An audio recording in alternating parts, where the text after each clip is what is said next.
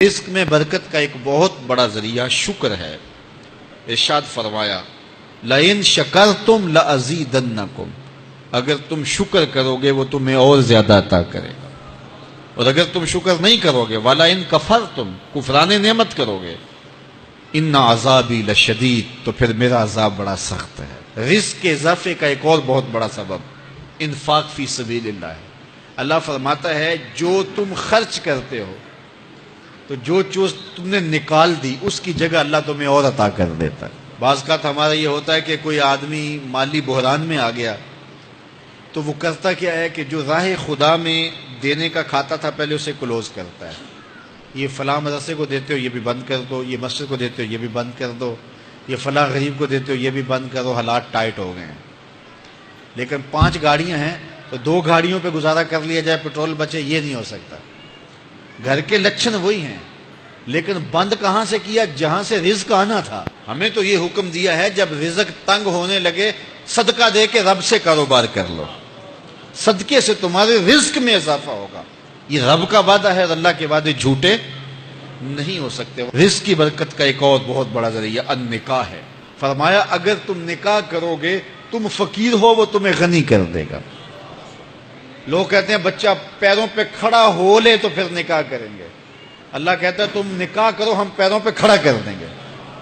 ہمارا فلسفہ اپنا ہے، اس کا حکم اپنا ہے۔ وہ کہتا ہے ابھی تو یہ اپنے لیے نہیں کماتا تو جو آئے گی اس کو کہاں سے کھلائے گا؟ میاں جس نے آنا ہے اس نے اپنا رزق لے کے آنا ہے۔ تو بچوں کی شادیاں کرو، اگر وہ جوان ہو گئے رزق نصیب ہوگا۔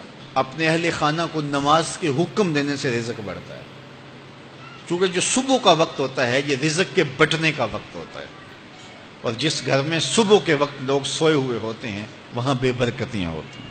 تو طلوع فجر سے لے کر کے طلوع آفتاب تک اپنی اولاد کو، بیوی کو، بچوں کو نہ سونے دیں۔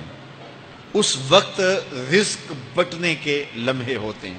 کثیر دعائیں مانگیں، تلاوت کلام مجید پڑھیں، اور نماز فجر مرد حضرات مسجدوں میں جا کے باجماعت ادا کریں، اور گھروں میں جو ہے وہ بیٹیاں بہنیں مصلے بچھا لیں تو اللہ کی رحمتوں کا نزول ہوگا۔ اب ایک حدیث میں رزق کے اضافے کا ایک اور نسخہ ارشاد کیا گیا۔ میرے حضور نے فرمایا جو شخص یہ چاہتا ہے کہ اس کے رزق میں برکتیں ہوں اور اس کی عمر میں اضافہ ہو تو وہ اپنے رشتہ داروں کے ساتھ سلوک اچھا کرے۔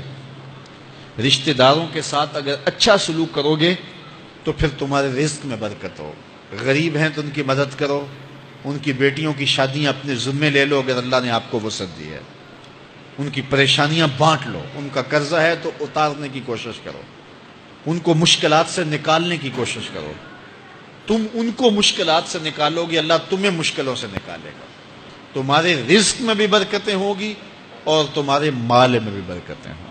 فرمایا بہتر صدقہ وہ ہے جو ناراض غریب رشتہ دار کو دیا جائے۔ اگر وہ پھنس گیا ہے، مجبور ہے، ناراض ہے، تو اس کو اگر دیں گے تمہارا نفس اس میں شامل نہیں ہوگا، تو یہ افضل صدقہ ہے جو ہر صورت میں قبول ہی قبول ہے۔ رزق کے اضافے کا ایک اور سبب الاحسان الی الضعفاء، جو کمزور لوگ ہیں ان کے ساتھ اس نے سلوک کرنا۔ الانفاق علی طلبۃ العلم، طالب علموں پہ خرچ کرنا، یہ بھی رزق میں اضافے کا سبب اور ذریعہ ہے۔ وہ حضرت بابا فرید نے کہا نا 6واں رکن دین کا روٹی ہے۔ گھر میں کچھ نہ ہو تو پھر نہ نماز اور نہ ہی دیگر امور کی لذت آتی ہے، تو یہ رزق فراواں اور وسیع اور مبارک نصیب کر دے اللہ۔ تو اس کے لیے ایک اور وظیفہ میں دیتا ہوں، اور وہ یہ کہ مغرب کے بعد 21 مرتبہ سورۃ الکوثر پڑھ لیں، کثرت ہو جائے گی انشاءاللہ۔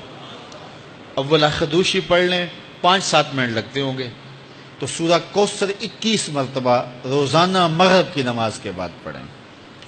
اور اگر بہت زیادہ مسائل ہیں تو ہر نماز کے بعد پڑھ لیں، تو انشاءاللہ آپ دیکھیں گے کہ گھر میں برکتیں اترتی محسوس ہوں گی، انوار کا نزول ہوتے محسوس کریں گے۔